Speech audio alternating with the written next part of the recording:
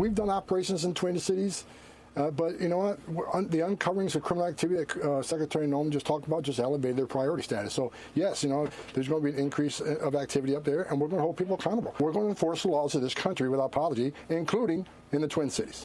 The Trump administration planning increased immigration enforcement efforts in Minnesota. This as fraud scandals plague that state, with Somali immigrants accused of stealing hundreds of millions of dollars in public funds. Garrett Tenney in our Midwest Bureau with more. This is the story they probably didn't want to see exposed, and now we know why. Yeah, and Dana, this operation from ICE will reportedly focus on Somali individuals who are in the country illegally, and local immigration attorneys say this ramped-up enforcement effort is already underway.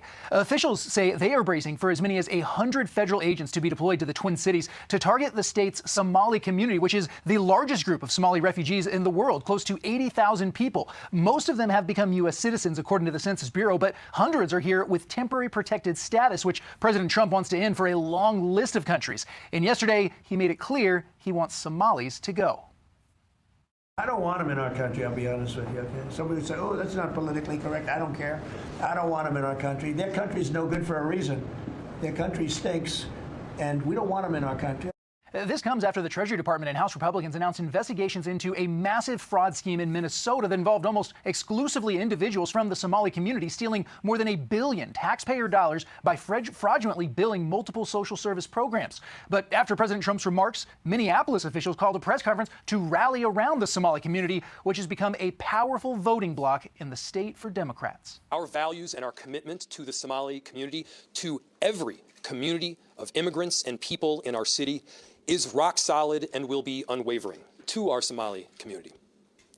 Daman Shabka, Somalied Kunul, Minnesota, Garahan, Minneapolis, Waan, Ku Janilahai, Waan, Ku Gereb, Taganahan. We love you, we stand with you, and we aren't backing down.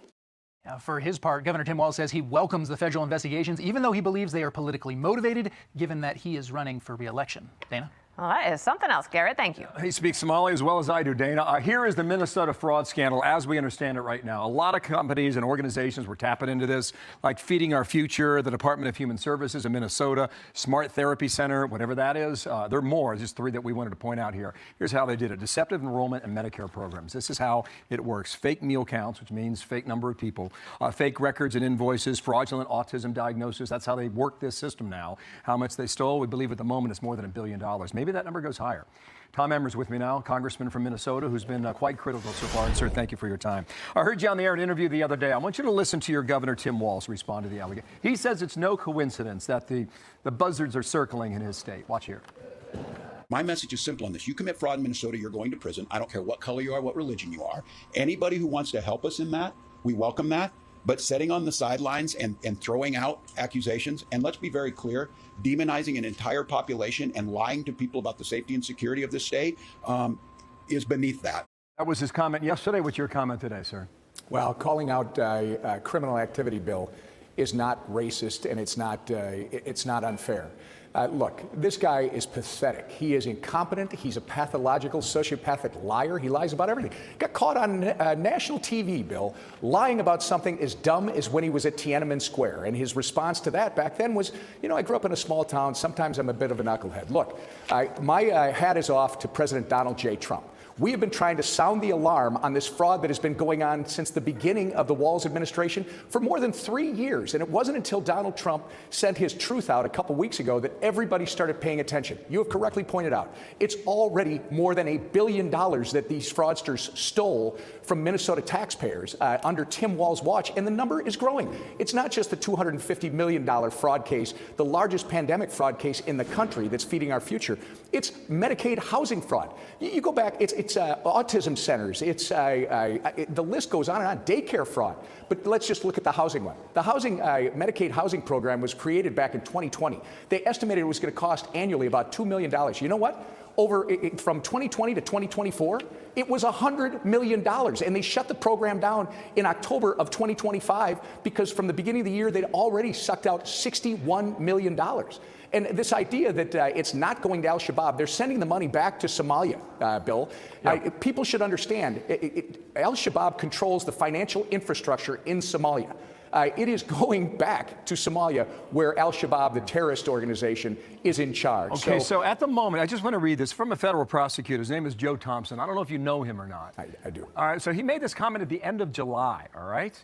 This fraud crisis didn't come out of nowhere. It's the result of widespread failure across nearly every level of leadership in Minnesota. Politicians who turned a blind eye, agencies that failed to act, prosecutors and law enforcement who didn't push hard enough. This isn't just a few criminals exploiting the system. This is a system that's been begging to be exploited. Sir. Amen. Joe Thompson also said the level of fraud that he has found in just his investigation is, it takes your breath away. Here's the big issue.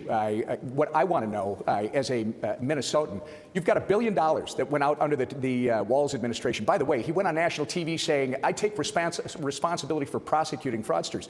Tim Walz has done nothing. Tim Walz has not held one person in his administration accountable for $1 billion of fraud. And my question now is, this isn't just negligent incompetence, Bill. Somebody is complicit in this. And if the governor, there are whistleblowers, alleged whistleblowers out there that are claiming that they let the governor know and that he not only ignored them, he actually retaliated against them. If that's true, Bill, there probably should be an investigation into criminal charges. This governor, the attorney general, it stinks to high heaven. He just thinks the government's picking on him, but we'll see where it goes. $1 billion sounds like a lot more than just picking. Sir, thank you for coming on. It is your home state in the spotlight, and we'll follow it. Tom Emmer, thank you. I'm Steve Doocy. I'm Brian Kilmeade. And I'm Ainsley Earhart. And click here to subscribe to the Fox News YouTube page to catch our hottest interviews and most compelling analysis. Wind. One heartbeat, then another.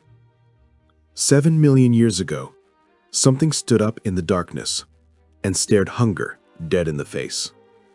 It wasn't human yet, but it was us. And what it decided to put in its mouth that night changed the destiny of every living thing on this planet, including you. Title slams.